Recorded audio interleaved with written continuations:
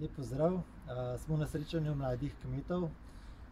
Zanima me vaša izkušnja te preusmeritve kmetije, ki se je pri vas zgodila, ker je, se pravi, iz intenzivne živinoreje se šli na ekološko sadjarstvo. Kako ste se tega lotili oziroma kaj je bilo odločitev za to?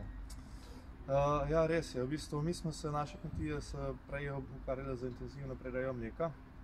V bistvu celo tako intenzivno leta 1995 smo imeli celo slovenski rekord v predaji na kravo.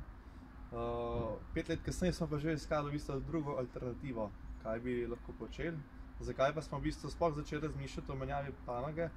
Predvsem zato, ker smo bili omejeni za površino. Imeli smo 25 krav moznic, kar je bilo za tiste čase veliko. Vedeli smo, da bo pač treba se razvijati naprej še, če bomo hoteli ohraniti kmetijo tako, kot je. Se pravi, smo bili omejeni za površinami, tako da dejansko ni ostalo drugega, kot da se usmerimo na eno bolj intenzivno panogo, na neko površino. No, in za nas je bilo to takrat ekološko sadjarstvo. Kako pa je, zdaj se soočamo z izzivi v kmetijstvu, na eni strani so cene, na drugi pač tržne zakonitosti. Kako se soočate s temi izzivi, kakšne metode uporabljate? Zdaj, v bistvu mi, ko smo se usmerili v sadjarstvo, smo odprli tudi več dopolnilne dejavnosti. Tako da imamo tudi predelavo vso doma, se pravi sokove, kise in pa suho sadje. Poleg sadja imamo tudi še nekaj poljedelstva, ukvarjamo se s pridelavo krušnih žit, tudi nekaj malega predelavo. In v bistvu se tudi veliko ukvarjamo s trženjem. No? Prav poskušamo čim večji delež svojih izdelkov prodati do končnih strank oziroma kupcev.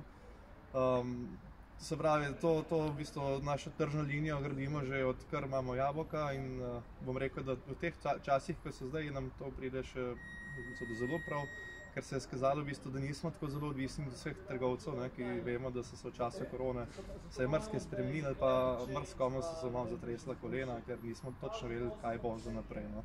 Moram reči, da mogoče smo mi delčko lažje prestali to, ampak vseeno pa so nas te podražitve zadele. Sicer so bile prej napovedane, tako da nekaj kapitala smo imeli, da smo si mogoče kakšno stvar na zalogo vzeli, ne?